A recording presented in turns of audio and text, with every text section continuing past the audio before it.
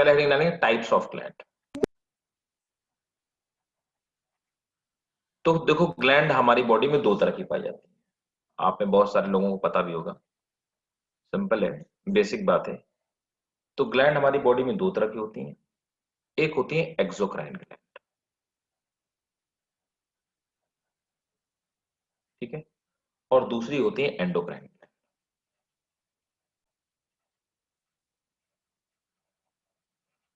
अब देखो जो एक्सोक्राइन ग्लैंड्स होती हैं वो क्या होती हैं, इन्हीं को हम लोग बोलते हैं ग्लैंड विद डक्ट। डक्ट माने नली, ट्यूब, पाइप, ठीक है। So they are gland with duct.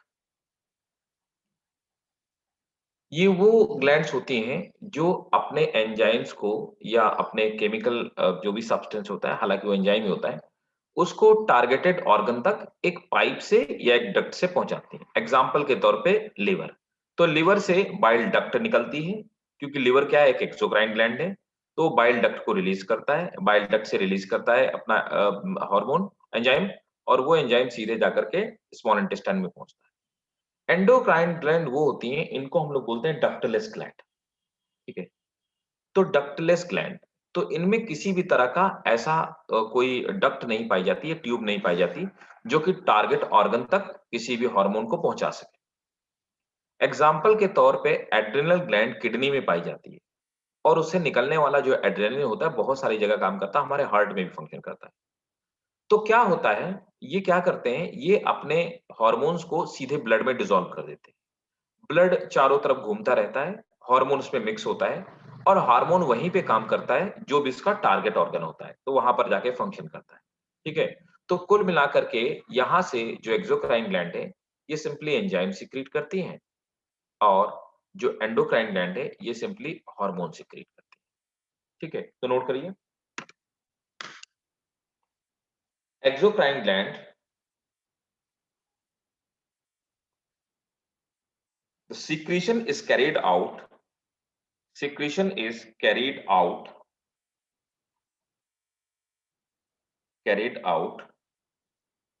through a duct, through a duct to particular organ. Secretion is carried out through a duct to particular organ for some metabolic activity, for some metabolic activity. Example,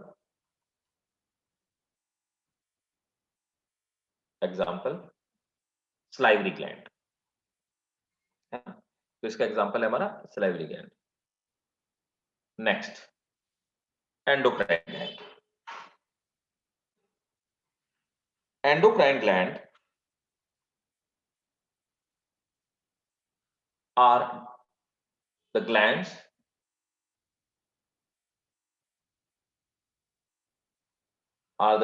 of internal secretion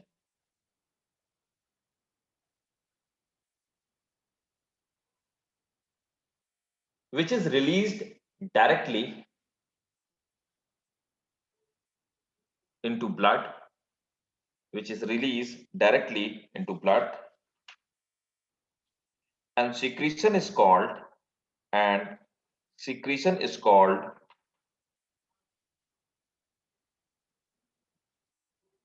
hormone.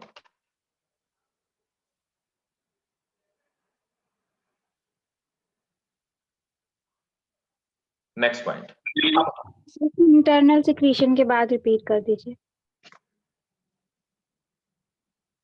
And secretion is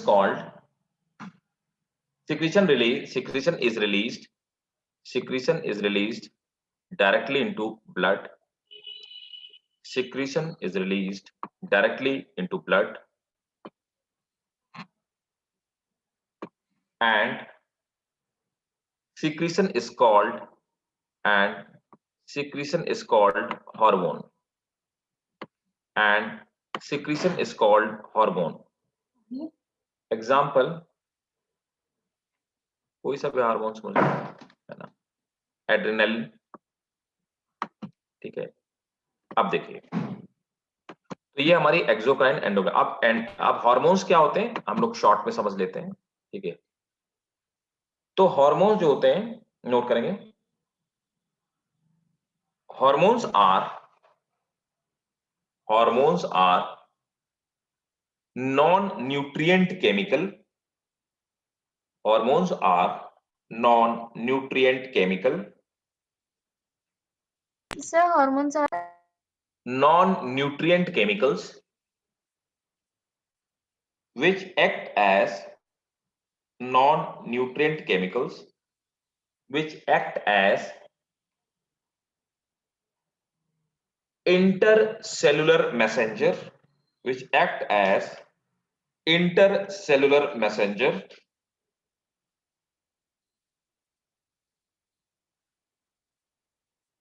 and are produced in traces amount and are produced in traces amount and are produced in traces amount. sir traces. Traces amount. Spelling क्या traces की? TRACES, traces. Sir मतलब क्या होता है इसका? मतलब trace मैंने होता है बहुत छोटे अमाउंट में, बहुत कम अमाउंट में, ट्रेसेस।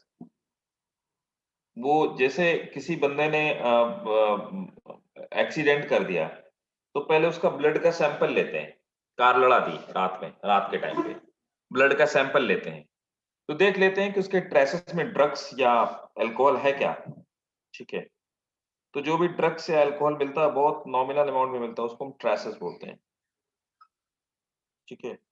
इतना अमाउंट में नहीं होता, बहुत कम अमाउंट में होता है, तो हम उसको ट्रेसेस बोलते हैं, ठीक है। Next point, the endocrine gland. अब देखो पहले मैं बता देता हूं कि आखिर ग्लैंड दो तरह की होती है ना। तो पहली ग्लैंड वो होती हैं जिनको हम लोग बोलते हैं होलोक्राइन ग्लैंड, दूसरी ग्लैंड वो होती हैं जिनको हम लोग बोलते हैं हेट्रोक्राइन ग्लैंड, ठीक है। तो होलोक्राइन और हेट्रोक्राइन ग्लैंड। अब देखो होलोक्राइन ग्लैंड वो होती हैं जो कि सिर्फ और सिर्फ हार्मोन्स को सीक्रेट करती हैं, और हेट्रोक्राइन ग्लैंड वो होती हैं जो कि दोनों तरह का फंक्शन करती हैं। कैसे? आपका एक्सोक्राइन की तरह भी फंक्शन करती है और एंडोक्राइन की तरह भी फंक्शन करती है। मतलब कि हार्मोन्स और दूसरे फंक्शंस भी होते हैं इनके, है ना। तो वो उनको हम लोग क्या बोलते हैं? Heterocrine gland. तो सबसे पहले डालेंगे holocrine gland, holocrine gland. Sir ये रिपीट कर दोगे? हाँ बिल्कुल रिपीट करेंगे बेटा। एक होती है होलोक्राइन ग्लैंड और दूसरी होती है हेटेरोक्राइन ग्लैंड। आप समझ लो, लिखवा तो मैं दूंगा, हेटेरोक्राइन ग्लैंड, ठीक है। देखो होलोक्राइन ग्लैंड का सिर्फ और सिर्फ एक ही काम होगा, they have a single function, that is they will release any kind of hormone, ठीक है। तो ये हार्मोनल सीक्रेशन करेंगे, मतलब exclusively they are dedicated for their endocrine secretion. Heterocrine gland का हार्मोन सीक्रेट करने के अलावा भी दूसरा काम होता है। एग्जांपल के तौर पे ओवरी, ओवरी हमारी हेट्रोक्राइन ग्लैंड है। तो ओवरी क्या करती है? ओवरी के दो काम होते हैं, एक तो ये हार्मोन सीक्रेट करने का काम करती है ना। दूसरा क्या काम करती है? ये एग को ओव्यूलेट करती है, ओवा को, एग या ओवा को ओव्यूलेशन करती है, रिलीज करने का फंक्शन करती है। तो इसके दो काम हो गए, तो इसीलिए हम इसको हेट्रोक्राइन ग्लैंड बोलेंगे, ठीक है ना। जैसे कि आपका पैंक्रियाज हो गया, तो पैंक्रियाज का एक तो काम है इंसुलिन सीक्रेट करना, है ना। तो ये हार्मोन सीक्रेट करता है, लेकिन वहीं पे पैंक्रेटिक जूस हमने पढ़ा था डाइजेस्टिव सिस्टम में, पैंक्रेटिक जूस भी सीक्रेट करता है, तो एंजाइम भी सीक्रेट करता है। आप इसको हेट्रोक्राइन ग्लैंड कहेंगे कि उसके एक से ज्यादा फंक्शन है, हार्मोन सीक्रेट करने के अलावा भी और फंक्शन है, इसलिए ओवरी, पैंक्रियाज ये सब हेट्रोक्राइन ग्लैंड, ठीक है। Yes sir. यस तो सर। नोट करिए, द एंडोक्राइन ग्लैंड, पहला holocrine, the endocrine gland that secrete only hormone। एक मिनट होल्ड करना बेटा।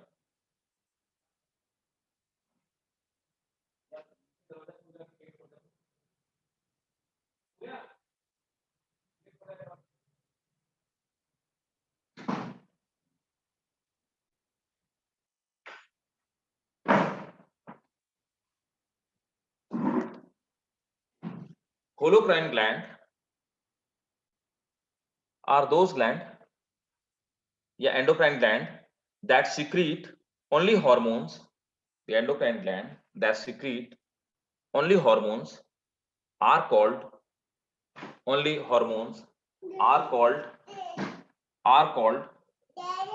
holocrine gland. Example: adrenal gland, thyroid gland, adrenal gland, thyroid gland. Up next, heterocrine gland. The gland which secrete hormone,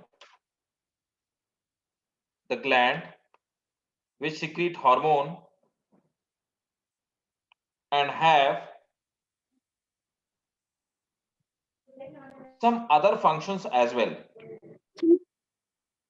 sir thyroid gland के बाद आपकी आवाज नहीं। अच्छा, मेरी आवाज चली गई। तो होलोक्राइन ग्लैंड नोट कर लो भाई, heterocrine gland, sorry, heterocrine gland. The gland will secrete hormone and having some other function. Secrete hormone and having some other function are called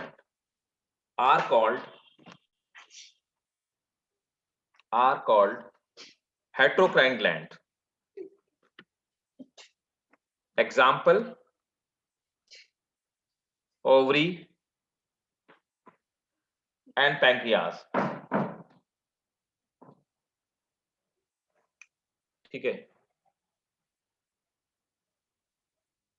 तो ये हो गया हमारा होलोक्राइन और हेटेरोक्राइन ग्लैंड क्या होती है. एक फैक्ट लिखना नोट करके, note: The first hormone was discovered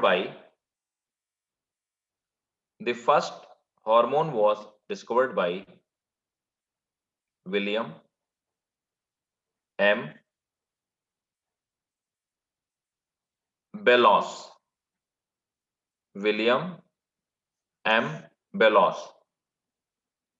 And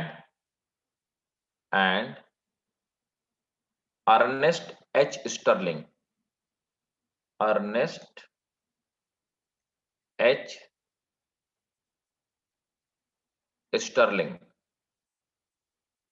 In 1903.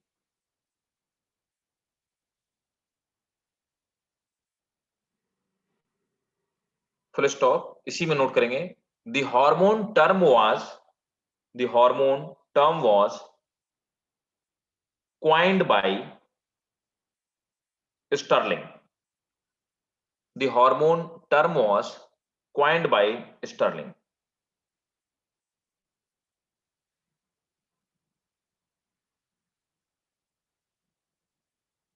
Next point है coined by Sterling, यही भाई साहब जो ऊपर है, Ernest H Stirling.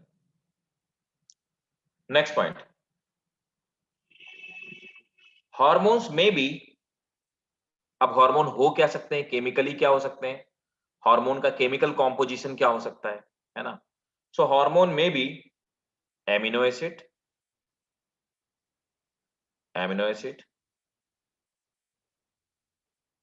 Derivative, peptides हो सकते हैं, पॉलीपेप्टाइड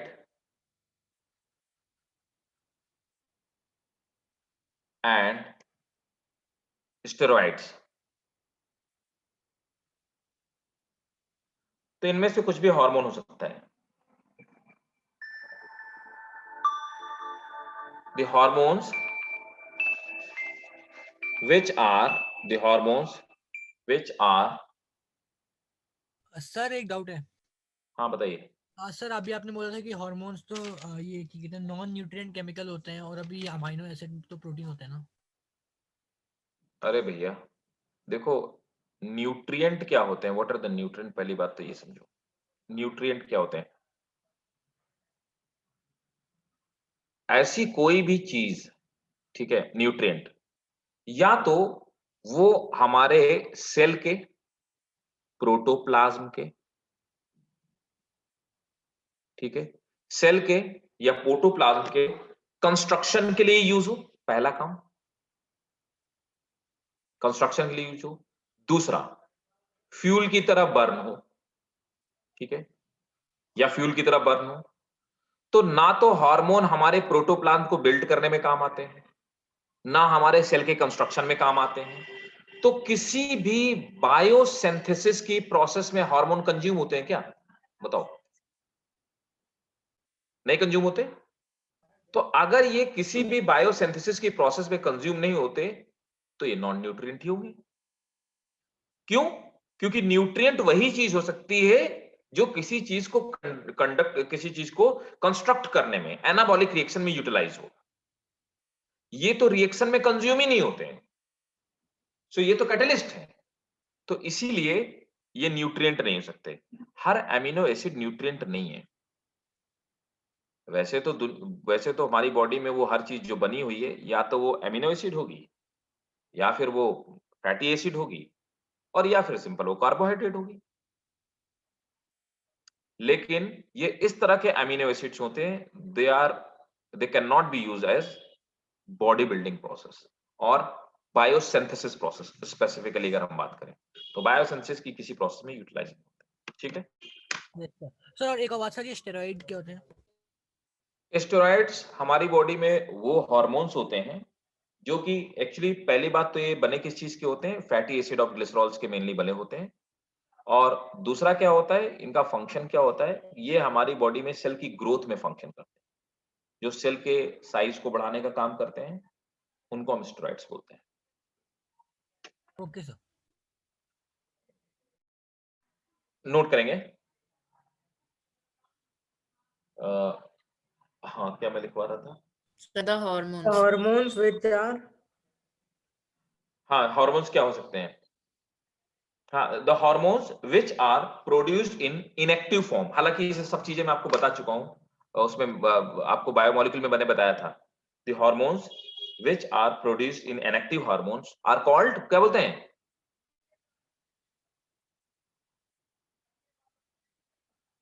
प्रो हार्मोन भाई। इनएक्टिव एंजाइम को प्रो एंजाइम बोलते हैं, इनएक्टिव हार्मोन को प्रो हार्मोन बोलते हैं। ठीक है, तो ये था केमिकल नेचर जो हार्मोन का, कि हार्मोन का केमिकल नेचर क्या हो सकता है। अब एक और बात जो आपके स्कूल के लिए important, sir last line repeat करिए। आप steroids help in cell growth. हाँ भैया, स्टेरॉइड मैं अभी भी बोल रहा हूँ कि steroid help in cell growth. Harshit sir, तो ये तो वही हो गया ना, सेल प्रोटोप्लाज्म का कंस्ट्रक्शन है। सर। अगर ये स्टेरॉइड्स सेल ग्रोथ में हेल्प करते हैं तो ये सेल प्रोटोप्लाज्म कंस्ट्रक्शन हो गया, जो न्यूट्रिएंट का काम है। तो एक बात बताओ हर्षित, जो कैटलिस्ट होते हैं क्या वो रिएक्टेंट या प्रोडक्ट हो सकते हैं क्या? कैटलिस्ट को प्रोडक्ट कहोगे? No sir. क्यों? ये तो रिएक्शन में पार्टिसिपेट करता है और रिएक्शन के बाद भी बना रहता है। सर पार्ट नहीं करता सर कैटलिस्ट तो। वही तो मैं कह रहा हूं ना कि हार्मोन्स क्या है? They are catalyst. तो ये जब प्रोडक्ट का पार्ट नहीं है, आप सिंपल केमिस्ट्री के टर्म्स में समझो चीजों को, अगर वो प्रोडक्ट का पार्ट नहीं है तो फिर वो बायोसेंसिस का पार्ट कैसे हुआ? बायोसेंसिस क्या है? किसी भी केमिकल रिएक्शन का आउटपुट है प्रोडक्ट। सिंथेसिस क्या है? प्रोटीन सिंथेसिस क्या है? That is output of A reaction जिसमें पेप्टाइड बॉन्ड बनते हैं एमिनो एसिड के बीच में, पॉलीपेप्टाइड चेन बनती है और वो फोल्ड हो जाती है, वो प्रोटीन है। तो प्रोटीन इज ए प्रोडक्ट, है ना? तो प्रोटीन एक प्रोडक्ट हो गई, ठीक है? Yes sir. है ना? तो कैटलिस्ट इसका पार्ट थोड़े ना होगा, हार्मोन इसका पार्ट थोड़े ना होगा। They help in that reaction. ये स्टेरॉइड्स क्या है? स्टेरॉइड्स वो कंज्यूम थोड़े ना होते हैं, अच्छा वो अच्छा हमारी बॉडी में सेल के ग्रोथ के लिए बायोसिंथेसिस की जितनी प्रोसेस होती है उनको पुश करते हैं, सिर्फ कैटलाइज करते हैं, कंज्यूम थोड़े ना होते मेरी बॉडी। गलत समझ गया, वो हेल्प इन सेल ग्रोथ को मैंने वो लगा लिया कि खुद ही सेल ग्रोथ करते हैं। नहीं, वो they catalyse the growth of cells, उन ओके रिएक्शंस को कैटलाइज करते हैं। सर। सर एक बार देखिए, ये लाइन रिपीट कर देंगे, प्रो हार्मोन वाली, कौन सी? जो आपने प्रो हार्मोन के लिए बोला अभी।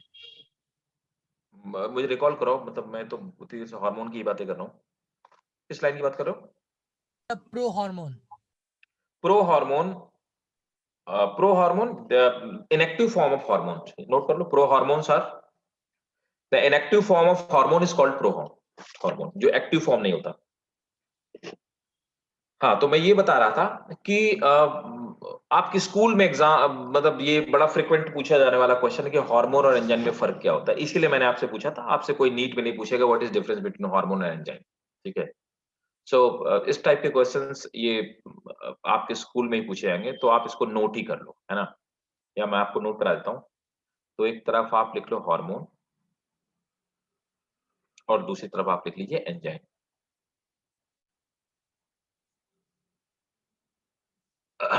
सबसे पहला तो हॉर्मोन्स पे आते हैं, they have low molecular weight, they have low molecular weight. और एंजाइम्स में they have high molecular weight, they have high molecular weight. Hormones की बात करते हैं, दे मे बी स्टेरॉइड, अभी हमने पढ़ा, पेप्टाइड और एमिनो डेरिवेटिव। और एंजाइम्स क्या होते हैं, क्या होते हैं भाई? आगे का पढ़ो और पीछे का भूल जाओ। सर इंसुलिन, सब पैनक्रियाटिक जूस में ट्रिप्सिन। एक पत्थर उठा के सर पे मारूंगा ना इतनी तेज से, सबने ट्रिप्स, एग्जाम्पल पूछा ना। हम इतना पकड़े मारेंगे ना तुम लोगों को। क्या मैंने बोला? हार्मोन्स और स्टेरॉइड, पेप्टाइड, एमिनो डेरिवेटिव। और मैं एंजाइम के सामने लिखूंगा दे आर सलाइवरी एंजाइम है। बायोमोलिक्यूल पूरा पढ़ा है, बोलिए। इतने सारे लोग हैं, एक जवाब नहीं है। कुछ नहीं, तुम लोग कुछ भी रिवीजन नहीं करते हो, एक रत्ती रिवीजन नहीं करते हो। बच्चों को भी पता होगा, हाई स्कूल वाले बच्चे से पूछना एंजाइम्स किससे, क्या केमिकल कॉम्पोजिशन होता है एंजाइम्स का? सब प्रोटीन्स। ऑब्वियसली। सो तो ये ऐसा बोले ना सर, मुझे लगा आप अरे एग्जाम्पल। ऐसे क्या बोलो यार, ये कोई बोलने वाली बात है? सामने सामने लिखा हुआ कि हार्मोन्स, हार्मोन्स स्टेरॉइड होते हैं, पेप्टाइड होते हैं, एमिनो डेरिवेटिव। अभी थोड़ी देर पहले मैंने बताया ना कि this is the chemical composition of hormone. बताइए।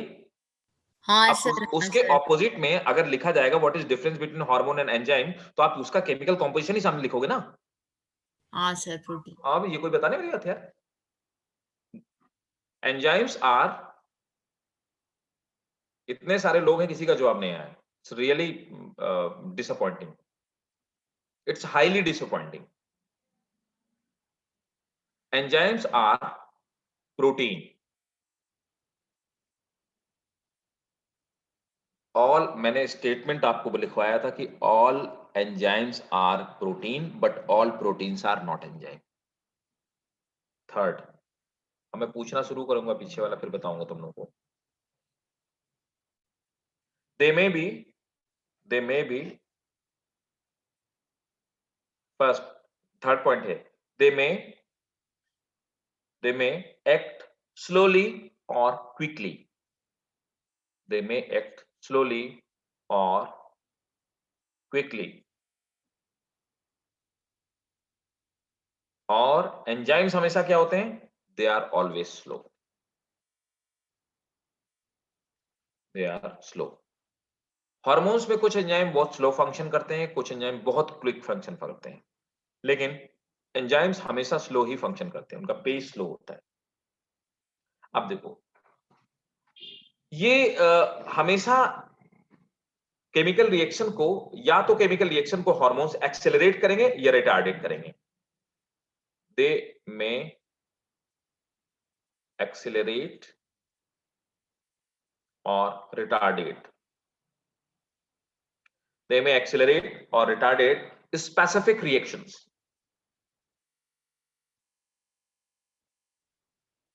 और एंजाइम्स में दे स्पीड अप रिएक्शन। तो हमेशा ये एंजाइम एक्सेलरेट करने का काम करते हैं, कभी भी, means enzymes are can never be inhibitor. तो एंजाइम कभी भी इनहिबिटर नहीं हो सकता, लेकिन hormone they may be catalyst and they may be inhibitor. ये दोनों तरह का फंक्शन करते हैं, दोनों तरह का काम करते हैं, ठीक है।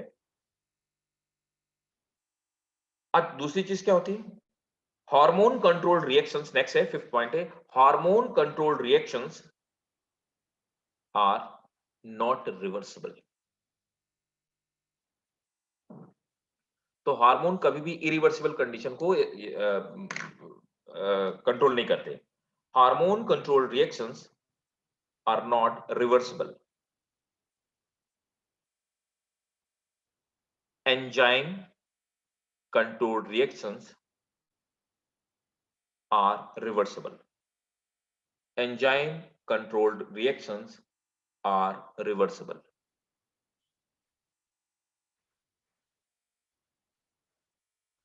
नीचे लिखेंगे नोट. तो भाई फिर विटामिन का क्या काम होता है? तो विटामिन कैसे काम करते हैं? नोट करके लिखेंगे.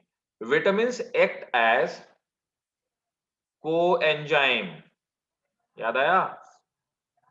बायोमोलिक्यूल में vitamin act as coenzyme and help enzyme to perform their function and help enzyme to perform their function. ठीक है, अब शुरू करते हैं. क्या था पॉइंट फिर से रिपीट कर क्या क्या क्या फिर से? Sir repeat. अच्छा, रिपीट करते हैं. Vitamins act as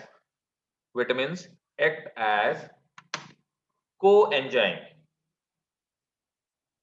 and help enzyme to perform function. घबराओ मैं.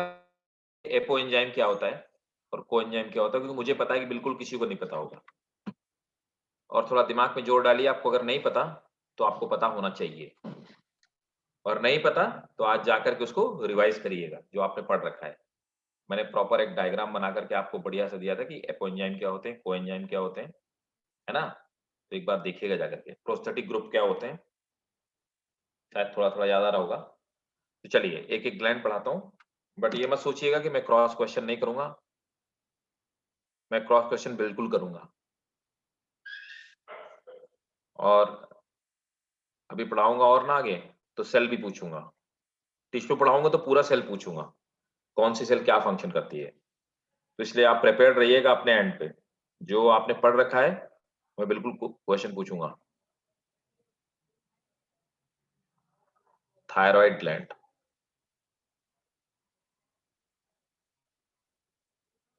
सो ये थायराइड है ना? हाँ, थायराइड है. ओके. तो थायराइड ग्लैंड पे आ जाते हैं. एक एक करके स्टार्ट करते हैं ग्लैंड पे. सबसे पहले हम लोग ग्लैंड पढ़ते हैं थायराइड, है ना? सिंपल है, आपने पढ़ रखा होगा. थायराइड ग्लैंड थायरॉक्सिन सीक्रेट करती है. ठीक है. अब देखिए थायराइड ग्लैंड का, चलो मैं हार्मोन आपको बता देता हूँ. थायराइड ग्लैंड से थायरॉक्सिन सीक्रेट होता है. एक बार जरा डायग्राम की बात कर लीजिए पहले, फिर आगे बात करते हैं, क्योंकि आपको स्कूल में डायग्राम जरूर से जरूर बनाना पड़ेगा और इससे क्वेश्चंस जरूर आएंगे.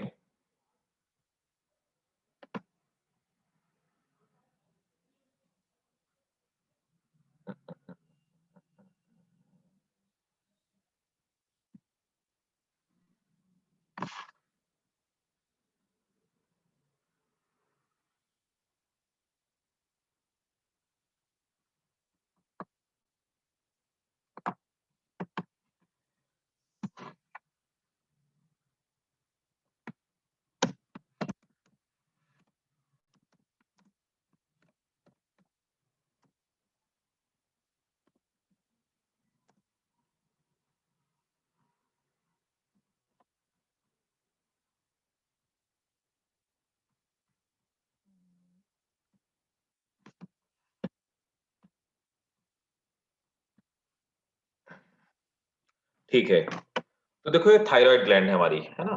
अब समझिए. अब थायराइड ग्लैंड कैसे होती है, तो यहां पर ये हमारी एपिग्लोटिस हो गई, है ना?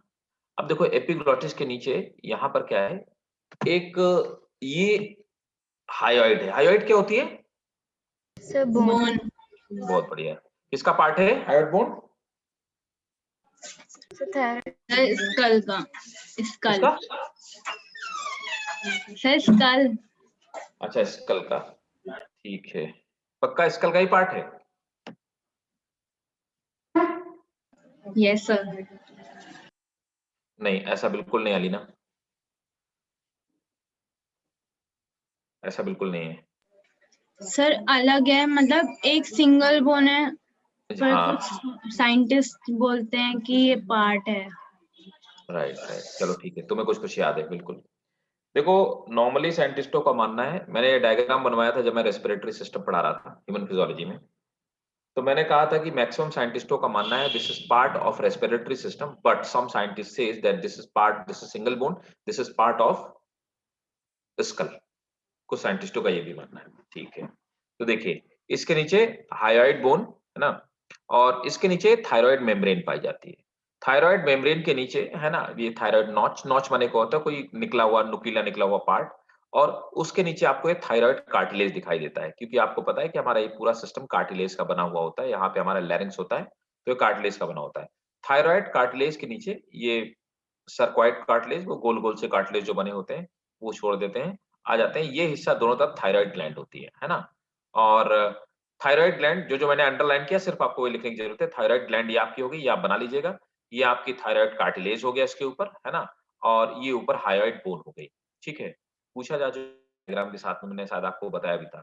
और इसी में पीछे की तरफ है ना, कहाँ पे, इस तरह से बटन की तरफ, ठीक है, इस तरह, लेकिन आगे की तरफ नहीं, पीछे की तरफ। अगर इसी पिक्चर को पीछे से देखा जाए तो पीछे पिक्चर दूसरी दिखाई देगी, पीछे की तरफ इस तरह से चार ऐसे बटन जैसे कुछ चिपकी हुई होंगी, ये क्या होती हैं? Parathyroid gland. They are parathyroid gland, तो इनको हम पैराथायरॉयड ग्लैंड बोलते हैं, ये पैराथायरॉयड ग्लैंड्स होती हैं, पैराथायरॉयड ग्लैंड है ना। तो बना डालो डायग्राम जल्दी से। और इसमें एक और चीज मैं यहीं पे बना देता हूं, उसको तुम लोग बना डालना। ये जो थायराइड ग्लैंड है,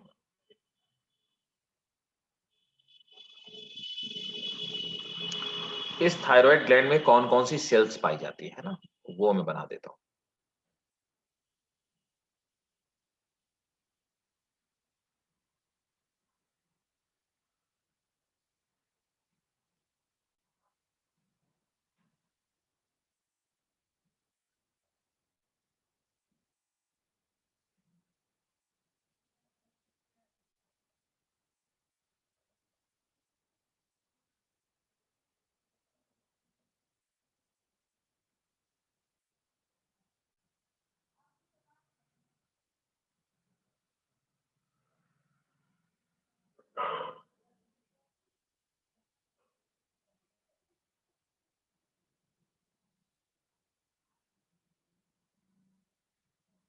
देखो ये जो पार्ट है इनको हम सी सेल्स कहते हैं, सी सेल्स है ना। और इस तरह की जो पार्ट की सी सेल्स पाई जाती हैं, और इसमें कुछ इस तरह की, इनको हम थायराइड फॉलिकल बोलते हैं, तो थायराइड फॉलिकल।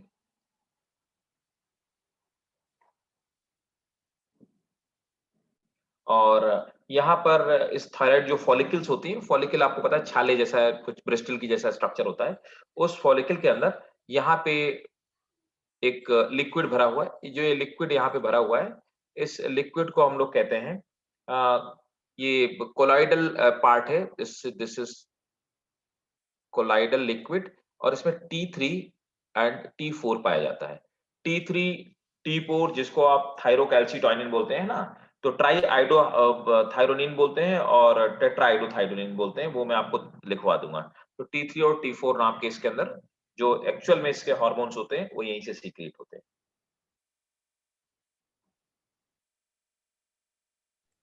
सर बना लिया। अरे बहुत बढ़िया, शाबाश। सी सेल से सीक्रेट होता है thyrocalcitonin,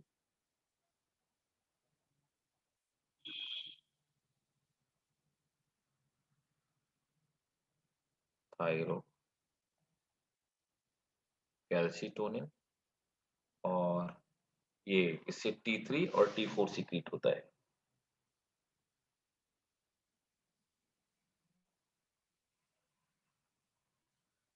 T3 is triiodothyronine and T4 is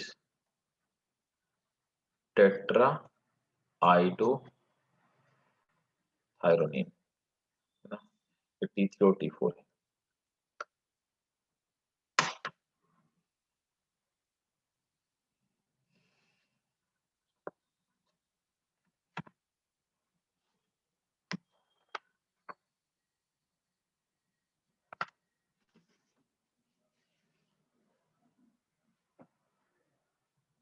तो हमारी जो एक ग्लैंड होती है दो तरह की सेल से मिलकर बनी होती है, सी सेल्स और थायराइड फॉलिकल से।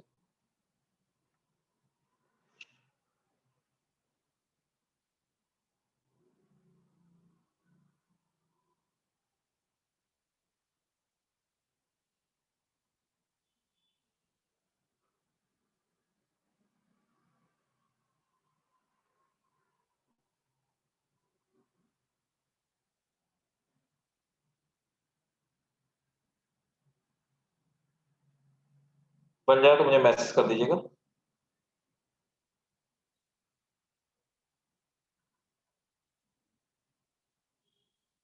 हो गया sir.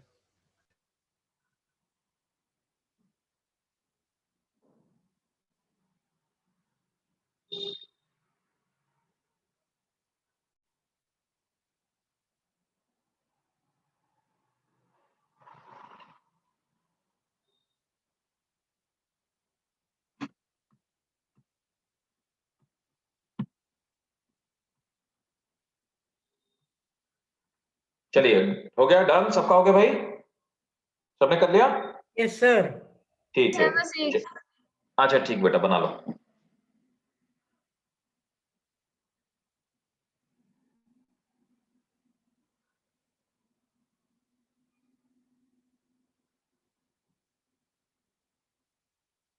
Sir done.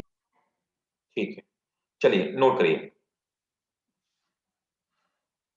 This is the largest endocrine gland. This is the largest endocrine gland located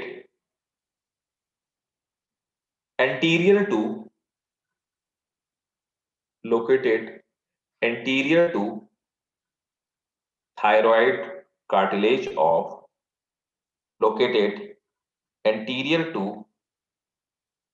thyroid cartilage of larynx. Thyroid cartilage of larynx. Next important, इसी में नोट करके लिख लो, इंपॉर्टेंट पॉइंट है, note.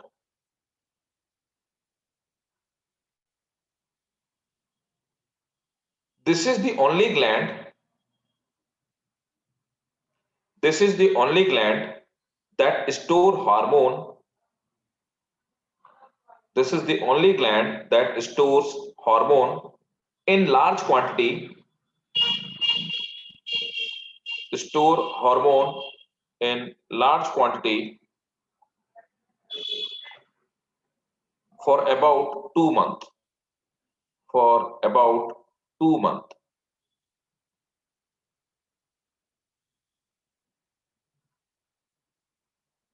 Next point. That Store hormone in large quantity for about, store hormone in large quantity for about 2 months. Next point. It secretes 3 hormones: thyroxine, T3 and T4.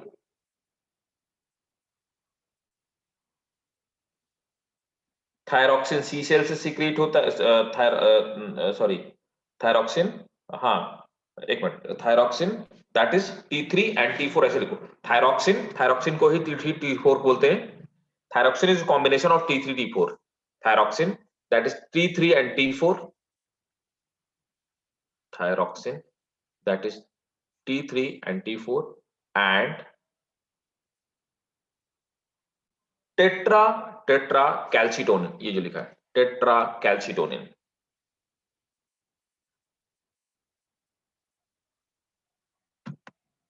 तो 3 hormone T3 T4 और thyrocalcitonin.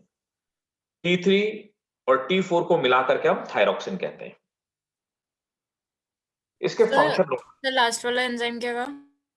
ये लिखा है ना, ये लिखा तो यहाँ पे थायरोकैल्सिटोनिन।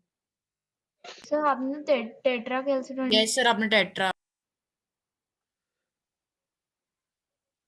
नोट करो, मैं फिर से रिपीट करता हूं। It secret 3 hormone, thyroxine that is tetra thyroxine that is T3 and T4, thyroxine that is T3 and T4 and thyrocalcitonin।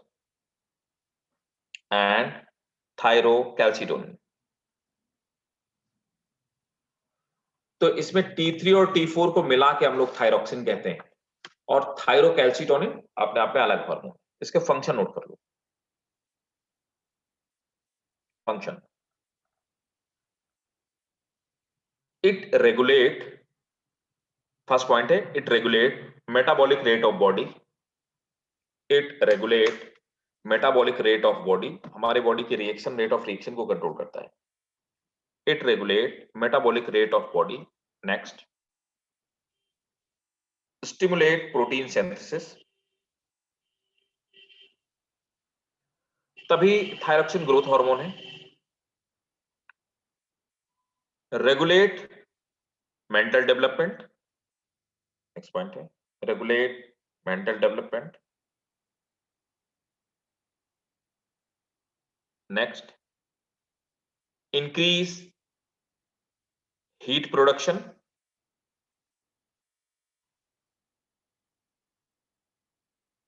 thus maintain, increase heat production, thus maintain body temperature।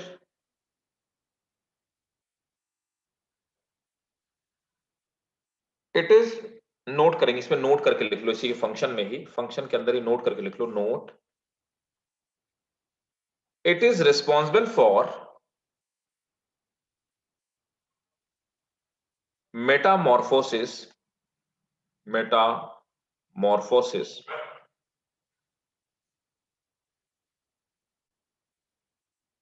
in the frog tadpole। It is responsible for the metamorphosis in the frog tadpole। ये question कई बार कई तरह से NEET के exam में पूछा गया। Example के तौर पे, अगर फ्रॉग टैडपोल जिस मीडियम में है वहां आयोडीन की कमी है तो क्या होगा?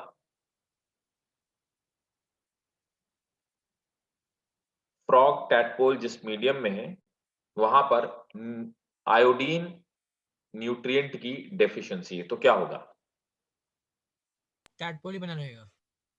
हाँ, उसमें मेटामॉर्फोसिस नहीं होगी, क्योंकि T3 T4 ट्राई आइडो आयोडीन से बना हुआ है, टेट्रा आइडो आयोडीन से बना हुआ। तो थायरॉक्सिन सबको पता है कि आयोडीन का हार्मोन है, अगर आयोडीन नहीं होगा तो थायरॉक्सिन नहीं बनेगा, तो मेटामॉर्फोसिस नहीं होगी टैडपोल में, वो फ्रॉग नहीं बन सकता। सर हाँ बताइए। सर आपने एक पॉइंट कहा था सर, रेगुलेट कौन सा development? Mental development. Okay okay. Next, mental development, हाँ, it increase the action of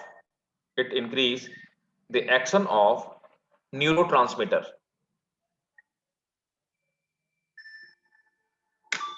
It increase the action of neurotransmitter।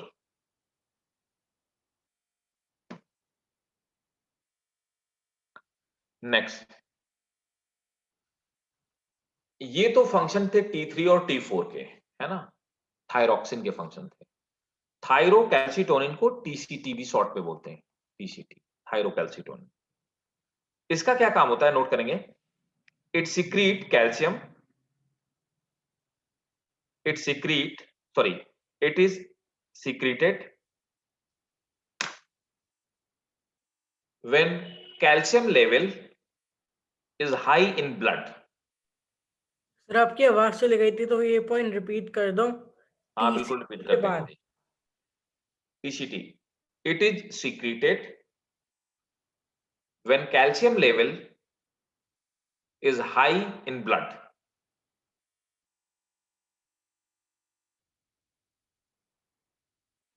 Full stop इसी में लिखेंगे। इट लोअर्स कैल्शियम लेवल,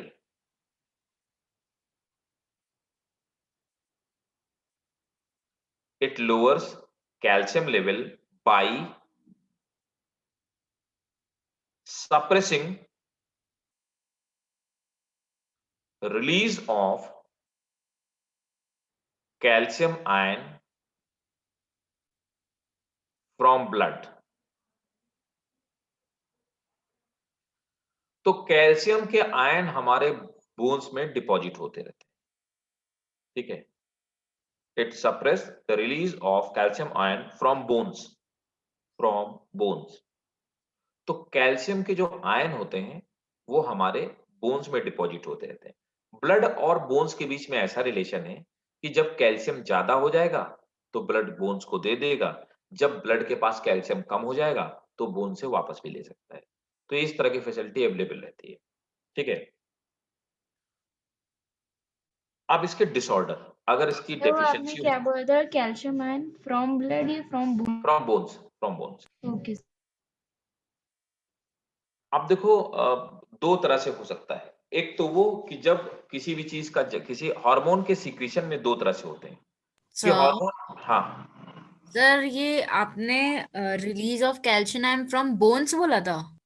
हाँ रिलीज ऑफ, मैंने रिपीट किया था, release of calcium ion from bones. मैंने ये भी कहा कि ब्लड और बोन्स में एक रिलेशनशिप है। अगर ब्लड में कैल्शियम आयन कम हो तो बोन से ले लेगी, और अगर ब्लड में ज्यादा हो तो बोन को वापस दे देगी। तो कैल्शियम और फास्फोरस का जो रिजर्वायर है वो बोन है।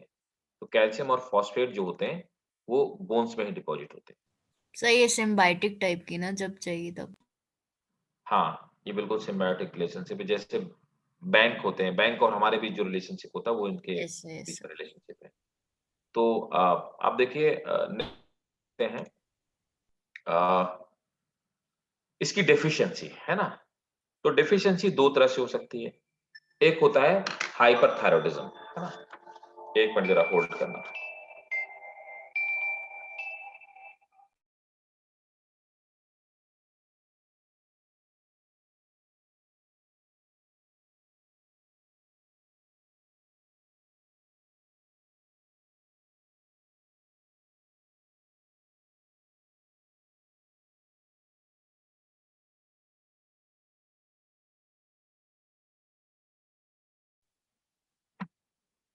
ठीक है, तो देखो अब इसमें दो चीजें हो सकती हैं, एक हाइपर एक हाइपो। तो हाइपर थायरॉयडिज्म का मतलब होता है ओवर सिक्रीशन। तो अगर थायराइड ग्लैंड से हाइपर सिक्रीशन हो रहा है, हाइपर थायरॉयडिज्म, है ना। हाइपर थायरॉयडिज्म मतलब ओवर सिक्रीशन, ठीक है। इससे होता क्या है, एक तो इससे होता है एक्सोथैल्मिक ग्वाइटर। इसी को हम लोग कहते क्या है, ग्रेव डिजीज इसी को कहा जाता है, ठीक है। इसी को हम लोग क्या कहते हैं, ये क्वेश्चन पूछा हुआ है, इसके सब नाम आपको पता होने चाहिए, कई बार बेस्ड आउट पूछा जा चुका है। इसी को हम लोग बोलते हैं बेस्ड आउट डिजीज, ठीक है। और इसी को कहा जाता है, इसका एक और नाम है, इसी डिजीज को, सब एक ही है, पेरिस डिजीज कहा जाता है।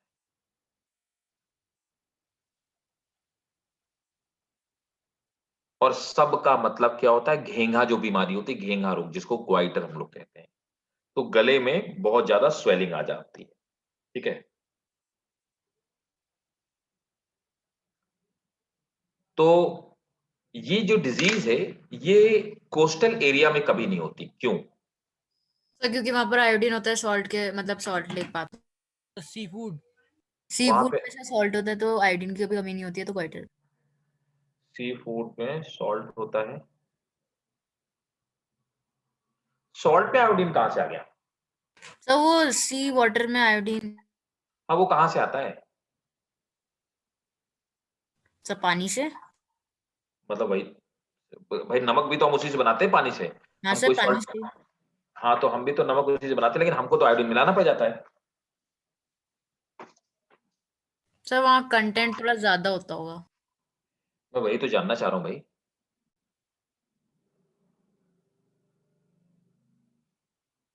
कहां से आया आयोडीन? कोस्टल एरिया में आयोडीन आ कहां से गया? सब चलो अच्छा, पानी से। पानी में आयोडीन कहाँ पाया जाता है यार भाई? सर सी वाटर में। आयोडीन कहाँ पाया जाए, कहाँ से आ गया? अच्छा, मतलब डिजोल्व, तुम्हारा ये कहना है कि उसमें डिजोल्व कंडीशन में है पहले से ही? वहां से डिजॉल्व कंडीशन में होता है। ऐसा कुछ नहीं होता। आयोडीन कहाँ से निकालते हैं हम लोग? सी वाटर से निकालते हैं क्या? आयोडीन कहाँ से एक्सट्रैक्ट करते हैं भाई, लोगों बताओ। सर मैंने तो सर आयोडीन का क्रिस्टलाइजेशन देखा था, तो उसमें आयोडीन बना था। ये पूरी कहानी तुम बहुत समझाती हो, जो क्वेश्चन पूछता हो वो नहीं बताती हो, है ना? बातें तुम्हें खूब बतानी आती है। कौन बताए, जल्दी बताओ, कौन बता रहा है? तुम लोग आस पास होते ना तो एक दो को मर्डर कर देता मैं। कुछ नहीं पढ़ते हो जो मैं पढ़ा चुका हूं, कुछ भी नहीं पढ़ते हो। सर एलगी से। कौन सी अलगी से? Sir brown algae. थी सर, ब्राउन एलगी थी। ऑब्वियसली ब्राउन एल्गी में मैंने पढ़ाया हुआ था कि उनको केल्प इसीलिए बोलते हैं because we extract iodine and bromine from brown algae. याद आया? ये सर्च करना पड़ गया क्योंकि आपने एल्गी रिवाइज ही नहीं किया नहीं ढंग नहीं से। सर, मैंने सर्च नहीं करा, मैं याद आया जब आपने बोला कि मैंने पढ़ा है। अच्छा, अब सोच लो तुम लोग क्या करते हो, है ना? मतलब ये इतना ज्यादा बेसिक क्वेश्चन था, इतना घटिया क्वेश्चन था कि मुझे मतलब कहते हुए भी शर्म आ रही है कि तुम लोग नहीं बता पाए। मतलब इससे घटिया क्वेश्चन कोई नहीं हो सकता है कि हम लोग आयोडीन कहां से निकालते हैं। अब अगर ये भी कोई पूछे मेरे से, तो कोई क्वेश्चन ये पूछे तो मतलब ये तो शर्म की बात है कि आयोडीन कहां से निकालते हैं, बताओ। तो देखो, आयोडीन ब्राउन एल्गी से निकाला जाता है। फिशेस और बाकी के जितने सारे होते हैं वो एल्गी को खाते हैं, तो उनकी बॉडी में आयोडीन का कंटेंट ज्यादा होता है। और इस ब्राउन एल्गी की वजह से ही थोड़ा थोड़ा जो आयोडीन होता है कुछ अमाउंट में, नॉट टू मच, बहुत कम अमाउंट में सी वाटर में भी पाया जाता है। अब सी वाटर तो कोई नहीं पीता है भाई, है ना? लेकिन क्या है कि और कोस्टल एरिया में भी कोई समुद्र से नमक नहीं बनाता है या ओशन से नमक नहीं बनाता है। वो भैया सब टाटा सॉल्ट ही यूज करते हैं जिसमें आयोडीन एक्सटर्नली मिलाया जाता है एवरीवेयर। तो कोई लोकल सी वाटर से कोई सॉल्ट बना के नहीं यूज करता, ऐसा कहीं नहीं होता है। सर आप ये प्लीज दोबारा से रिपीट कर दीजिए, हाइपरथायरायडिज्म, क्योंकि वो नेट चला गया। वो अभी हाइपरथायराइडिज्म नहीं बता रहा हूँ, अभी ये बता रहा हूँ कि जो थायरॉक्सिन जो कोस्टल एरिया होता है वहां पे कभी डिजीज नहीं होती है। वो इसलिए नहीं होती क्योंकि वहां पे लोग सी फूड यूज करते हैं और सर जितने भी नहीं, मरीज। ये शुरू से सर जो आपने सब लिखा है अभी, वो बैटरी भी चली गई थी सर। अरे कोई नहीं, मैंने अभी बताया ही नहीं, मैं तो ये बोला हूँ हाइपरथायराइडिज्म होता है कि थायराइड का ओवर सीक्रेशन है। ओके। बीमारी अभी मैंने नहीं बताया कि बीमारी क्या है, मैं ये बता रहा हूँ कि बीमारी क्यों नहीं होती है कोस्टल एरिया में, क्योंकि वहां पे ब्राउन एल्गी होता है। ब्राउन एल्गी को फिशेस खाती हैं और फिशेस को लोग खाते हैं, इससे लोग सी फूड खाते हैं। तो इनडायरेक्टली ब्राउन एल्गी से सी फूड जो फिशेस में आता है, फिशेस से ह्यूमंस की बॉडी में चला जाता है, जिसकी वजह से कभी उन लोगों को बीमारी नहीं होती। ये बीमारी मैक्सिमम जो इंडिया में परवेडेड है, द मोस्ट परवेडेड और spread in those areas like Rajasthan. सबसे ज्यादा इस बीमारी से अफेक्टेड है राजस्थान, और सेकंड है हरियाणा। तो राजस्थान और हरियाणा में उसके आसपास कहीं पोर्शंस नहीं है, लोग सी फूड नहीं खाते हैं, इसीलिए वहां पे, और वहां पे वाटर में किसी तरह का आयोडीन कंटेंट नहीं है, तो इसीलिए गवर्नमेंट ऑफ इंडिया कंपल करती है नमक बनाने वाली, सॉल्ट बनाने वाली कंपनीज को कि वो लोग आयोडीन ऐड करें। ठीक है, तो अभी एक्सोप्थेल्मिक गॉइटर होता क्या है? जिस आदमी को होता है उसकी आंखें बाहर की तरफ निकली हुई होती है ना, और दूसरा क्या होता है, आईज बाहर की तरफ निकली होंगी। नेक के पास क्या होता है ना, वहां पे बहुत सारा एक मसल्स, मस्कुलर पार्ट स्वेलिंग आ जाती है और एक्यूमुलेट हो जाता है, उसको हम लोग ग्वाइटर बोलते हैं, हिंदी में इसको घेंगा बोलते हैं, नोट कर लो। It is characterized by protrusion of eyes,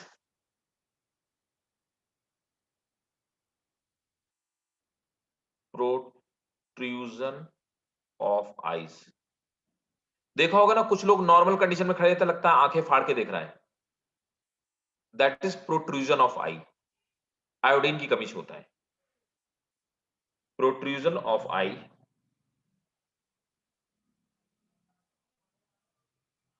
because fluid accumulate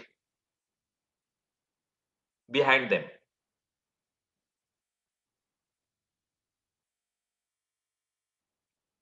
Rapid heartbeat. Sir because क्या? Because fluid accumulate behind them.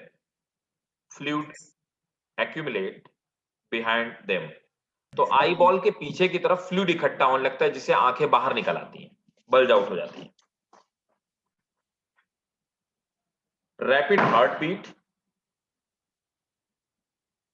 Comma, nervousness and restlessness. Rapid heartbeat, nervousness and restlessness. Next है हाइपोथायराइडिज्म। अब किसी में अगर secret कम होता है, ठीक है, किसी में सीक्रेशन अगर कम हो तो दैट इज हाइपोथायराइडिज्म। सर तो ये इसका ट्रीटमेंट कैसे होता है? एस्टेरॉइड्स के कुछ इंजेक्शंस दिए जाते हैं, मेडिसिन दी जाती है जो इसको सीक्रेट ज्यादा करे, या फिर एक्सटर्नल सप्लाई की जाती है, बस यही तरीका होता है इसका ग्वाइटर को। या आयोडीन की सप्लाई करने से जो, अगर एज कम हुई, डिपेंड करता है कि बंदे की एज क्या है, सेक्स क्या है, ठीक है, मेल है फीमेल है, बहुत सारे फैक्टर डिपेंड करते हैं। एज कम हुई तो आयोडीन की सप्लाई बढ़ा देते हैं, हो जाता है काम, ठीक हो जाता है। Okay sir. वरना बच्चे की ग्रोथ भी रुक, बच्चों में ग्रोथ भी रुक जाती है।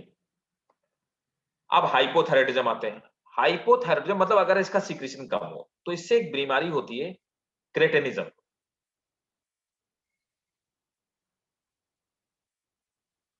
Cretinism,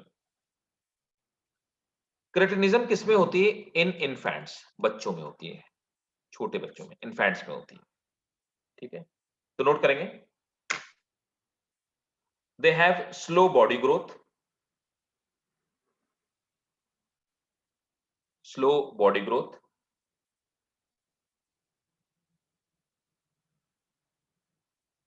comma, mental development, comma, reduced metabolic rate,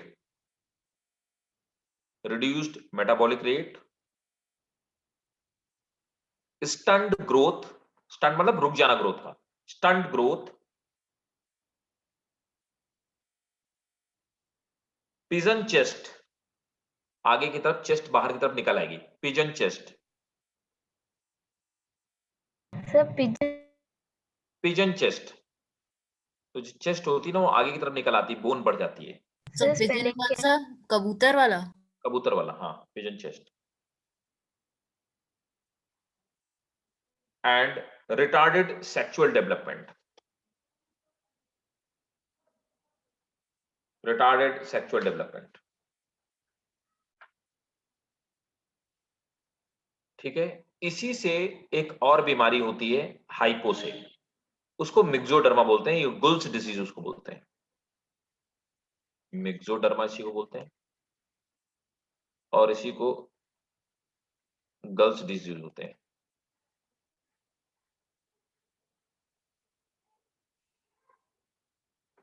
मिक्सोडर्मा और गर्ल्स डिजीज क्या होती है? इसमें क्या होता है, कुछ कुछ लोग होंगे आप देखोगे उनका चेहरा सूजा सूजा लगता है सूजा सूजा, अभी सो के उठ के आए हैं, स्वेलिंग टाइप का चेहरा, स्वेल चेहरा दिखाई देता है, सूजा हुआ, तो सूजन दिखाई देती है ना। तो उसके पीछे रीजन ये होता है कि उसके जो हमारे फेस के नीचे सबक्यूटेनियस टिश्यूज पाए जाते हैं, है ना, जिनमें एक्चुअली एडिपोज टिश्यू पाए जाते हैं।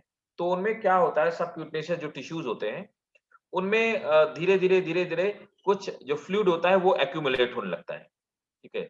जिसके वजह से वो फ्लूइड और वो टिश्यूज एक्यूमुलेट होने लगते हैं, सबक्यूटेनियस टिश्यूज और बढ़ने लगते हैं, ग्रोथ होने लगती है, तो चेहरा सूजा-सूजा दिखाई देता है। उसको हम लोग मिक्सोडर्मा या गर्ल्स डिसीज कहते हैं। तो नोट करेंगे? सर, हाँ, तो ये मिक्सोडर्मा बचपन से भी हो सकती है या फिर किसी एज के बाद शुरू होती है? ये नॉर्मली एक पर्टिकुलर एडल्ट्स में होती है, ये बीमारी छोटे बच्चों में नहीं होती है, in adults. Okay sir.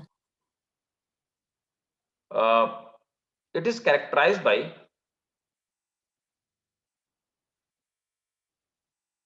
puffy appearance of face, puffy appearance of face due to accumulation of subcutaneous due to accumulation of subcutaneous tissues. सब पफी क्या Puffy पफी की बात puffy appearance of face due to subcutaneous accumulation of tissue.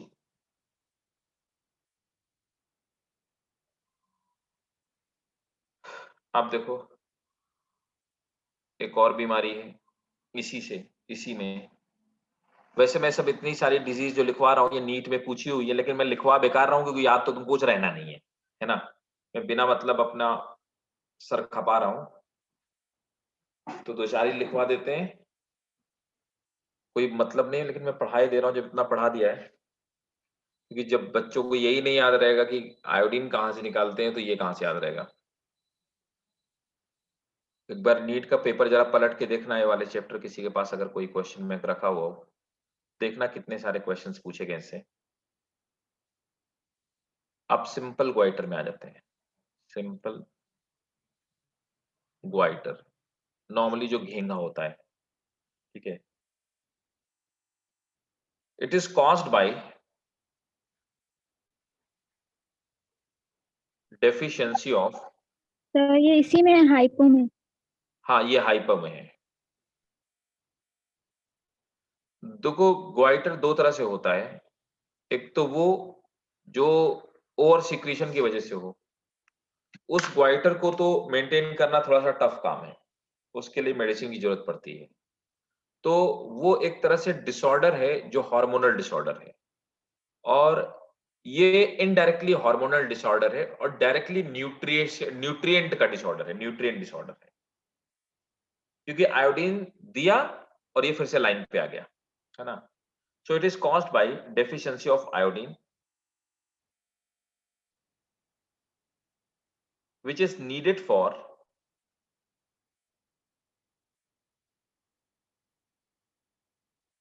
synthesis of thyroid, sir क्या? which is needed for synthesis of thyroid. It may lead to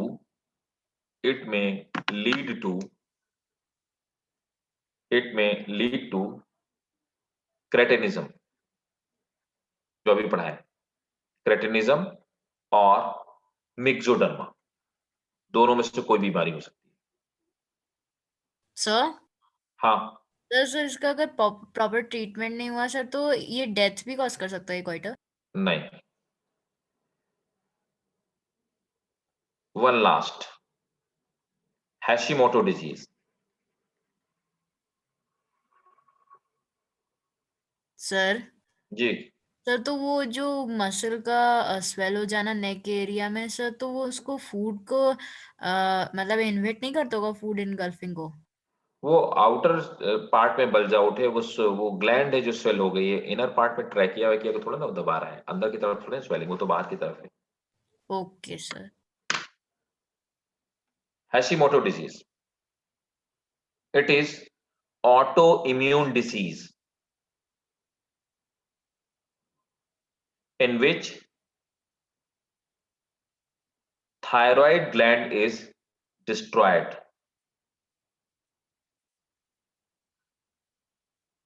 In which thyroid gland is destroyed. In this disease,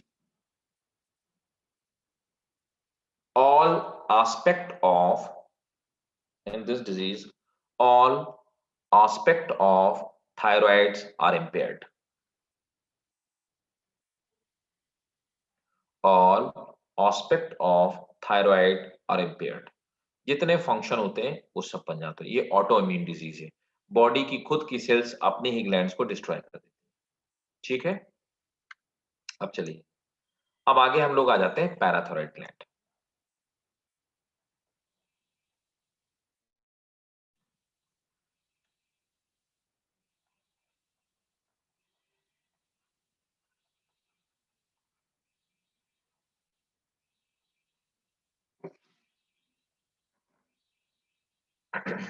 अब parathyroid gland क्या होती है? Parathyroid gland देखिए,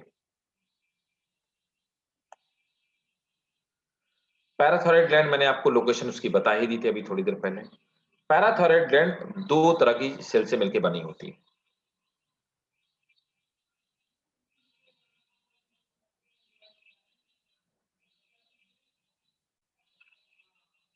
sir आपने cretinism के characteristic नहीं बताए। क्या? सर क्रेटिनिज्म के कैरेक्टरिस्टिक्स। क्रेटिनिज्म के कैरेक्टरिस्टिक मैंने नहीं लिखवाए। सर लिखा दी। हाँ, अच्छा। सर वो मैंने दूसरा देख लिया।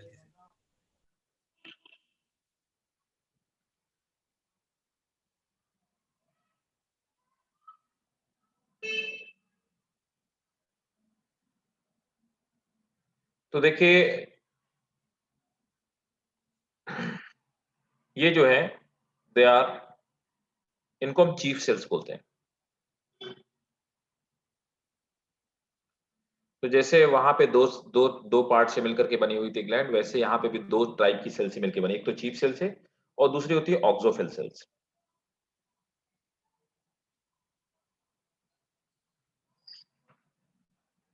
दो तरह की सेल से मिलकर बनी होती है।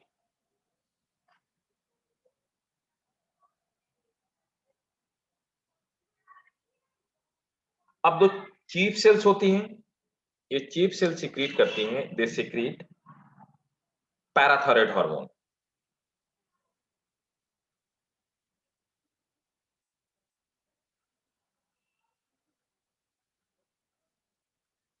पैराथायरॉयड पीटीएच है ना, इसी को हम लोग पैराथायरॉयड हार्मोन को पैराथॉर्मोन कहते हैं।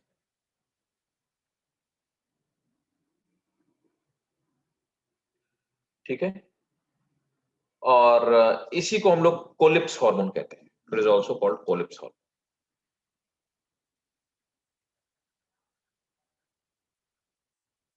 इसी को कोलिप्स हार्मोन कहते हैं, है ना। कोलिप्स ने डिस्कवर किया था उन्हीं के नाम के बाद इसी को हम लोग कोलिप्स हार्मोन कहने लगे। ठीक है, और फंक्शन इसका क्या होता है, पहले बना लो फिर बता देता हूं फंक्शन इसका क्या होता है।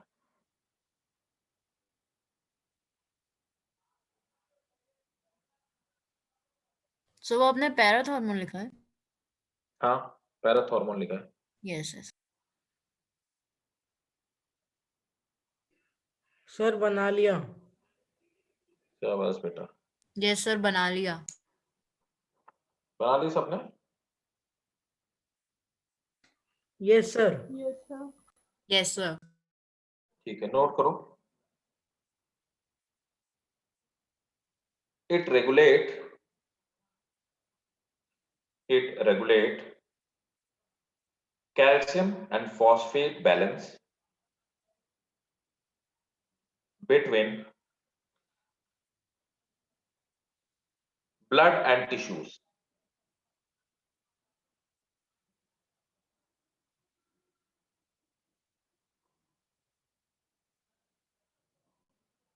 Parathyroid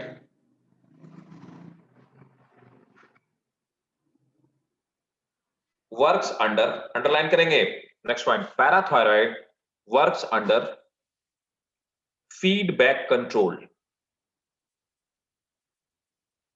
Feedback control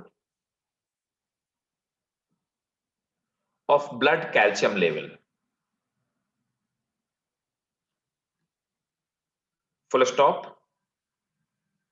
Rise in calcium level, rise in calcium level of blood inhibit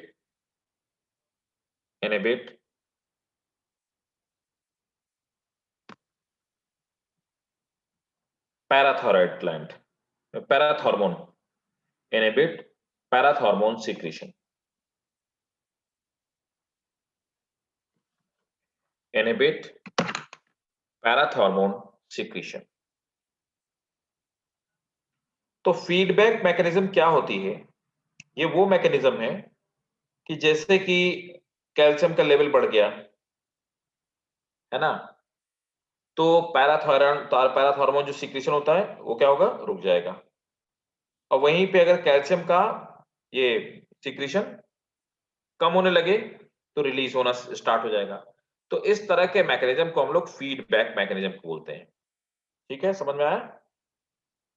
yes sir. तो दोबारा बता दो। Yes sir. दोबारा ऐसा है बेटा, देखो कि अगर मैं ये कह रहा था कि अगर कैल्शियम का लेवल ब्लड में बढ़ गया तो अपने आप फीडबैक जाएगा कि भाई पैराथायराइड को बंद कर दो सीक्रेट करना। फिर जैसे ब्लड में कैल्शियम का लेवल कम होगा तो वैसे क्या होगा, फिर से मैसेज आएगा, है ना, कि भाई पैराथायराइड के सीक्रेशन को बढ़ा दो, है ना, या ऑन कर दो। तो इस तरह के मैकेनिज्म को फीडबैक मैकेनिज्म, जैसे फॉर सेक ऑफ एग्जांपल सबसे बढ़िया फीडबैक मैकेनिज्म पे जो काम करता है, ठीक है, वो है हमारा ये क्या बोलते हैं, इंसुलिन, है ना। तो इंसुलिन क्या करता है? इंसुलिन क्या करता है कि जैसे हमारी ब्लड में शुगर आ गई है ना, ठीक है, तो जैसे हमारे ब्लड में शुगर बढ़ गई तो इंसुलिन का सीक्रेशन स्टार्ट हो जाएगा। जैसे शुगर घट गई इंसुलिन का सीक्रेशन रुक जाएगा। ठीक है, तो बच्चे आना शुरू हो गए हैं मेरे हिसाब से, शायद इसके बाद कोई दूसरी क्लास होगी आपकी, है ना। तो कल हम लोग पढ़ते हैं, मतलब कल क्या, नेक्स्ट क्लास में, जब भी नेक्स्ट क्लास होगी इसके आगे पढ़ते हैं। ठीक है, सर एक क्वेश्चन था मुझे। बताइए। सर ये फीडबैक कंट्रोल हर एक ग्लैंड में क्यों नहीं होता है? हर ग्लैंड में नहीं होता है सर तो इसका फीडबैक यूज कंट्रोल। ये तो बहुत हेल्पफुल है ना, इससे तो हाइपो और हाइपर सिक्रेशन नहीं, ये कंट्रोल कर लेगा ना उस चीज को। भैया एवोल्यूशन में जो नर्वस सिस्टम के साथ कोऑर्डिनेट कर गई ग्लैंड, उनमें फीडबैक मैकेनिज्म है, जो नर्वस सिस्टम के साथ कोऑर्डिनेट नहीं की उनमें नहीं है। ठीक है, ये सर। तो अभी ये पढ़ा दिया है, ठीक। हालांकि उम्मीद नहीं है मुझे कि आप लोग ऐसा याद रखोगे, इतनी सारी डिजीज जो मैं पढ़ा रहा हूँ ना डिटेल में। मुझे अभी के फीडबैक से, जो पूछने से आपका रिस्पॉन्स आता है, उससे मुझे लगता है कि कायदे से मुझे एनसीईआरटी से पढ़ा देना चाहिए था, है ना, कि नीट के तक के अभी जब अभी नहीं याद है 11th में बच्चे को नहीं याद, तो नीट में क्या याद रहेगा। तो आप लोग पुराना वाला अगर रिवीजन कर सकते हैं तो रिवीजन करिए, ठीक है, क्योंकि आपकी एलिजिबिलिटी का, आपकी योग्यता का मानक सिर्फ एक चीज है कि जब मैं पूछता हूं तो आप कितने क्विक आंसर देते हैं। एज ए टीचर मेरे लिए आप, और I would like to appreciate खासफेल इन दिस थिंग। खासफेल से जब भी मैं पूछता था, खासफेल हमेशा सबसे जल्दी क्वेश्चन देता था, और I think Amna is not there. Amna, the second is Amna, ठीक है। दो लोगों को मैं इस चीज में अप्रिशिएट करूंगा, शी इज नॉट देयर। मैं इसमें अप्रिशिएट करूंगा कि मैं जैसे पूछता हूं रिस्पॉन्स तुरंत आता है। तो डिपेंड ये करता है कि आपको जो पढ़ाया गया आपने रिटेन कितना किया। नॉलेज तो बुक में भी बहुत है, बहुत सारा है, ठीक, थोड़ा बड़ा परसेंटेज हमने लिया, तो बुक से जो मैंने लिया वो मेरा है, और उसके अलावा जो बुक में रह गया वो बुक का ही है। तो कुल मिलाकर के कहानी ये है कि जो मैंने पढ़ा दिया, अगर आपने उसको रिवीजन नहीं किया तो आपने कुछ नहीं पढ़ा। सो अभी देखो मेरे ऊपर लोड, अब जैसे प्लांट फिजियोलॉजी कम हुई, मेरे ऊपर लोड कम हो जाएगा, है ना? मेरे ऊपर प्रेशर खत्म हो जाएगा कि मुझे सिलेबस कंप्लीट कराना है, क्योंकि प्लांट फिजियोलॉजी मतलब एनिमल फिजियोलॉजी और प्लांट फिजियोलॉजी मिला करके अपने आप में 70% सिलेबस है। उसके बाद मैं वेब कैम ऑन करके, इस मतलब आपके पास ऑप्शन नहीं होगा कि आप सर्च कर पाओ या देख पाओ, ठीक है? वेब कैम ऑन करवा के मैं पूछूंगा एक एक और नाम लेकर के पूछूंगा। आप नहीं बता पाए तो हर्षित इनसे क्या नाम है, निष्कर्ष जी से मैं बोलूंगा कि वो फीडबैक घर में भेजें कि ये बच्चा पढ़ नहीं रहा है, सीधे सीधे। तब ऐसे पढ़ाई होगी। पढ़ना तो पड़ेगा, देखो और कोई ऑप्शन नहीं है, समझ रहे हो? Yes sir. तो आप लोग रिवीजन कीजिए। करण, पढ़ रहे हो ना? हाँ सर। अच्छा, खुदा तुम्हारा रिस्पॉन्स नहीं आ रहा आजकल, तुम नहीं पढ़ रही हो लगता है आजकल। पढ़ रही हो? यस सर, मैं पढ़ रही हूँ सर, लेकिन अभी मैंने पिछले चैप्टर भी रिवाइज नहीं किया है। सब लोग रिवीजन करेंगे, ठीक है? चलिए मिलते हैं नेक्स्ट क्लास।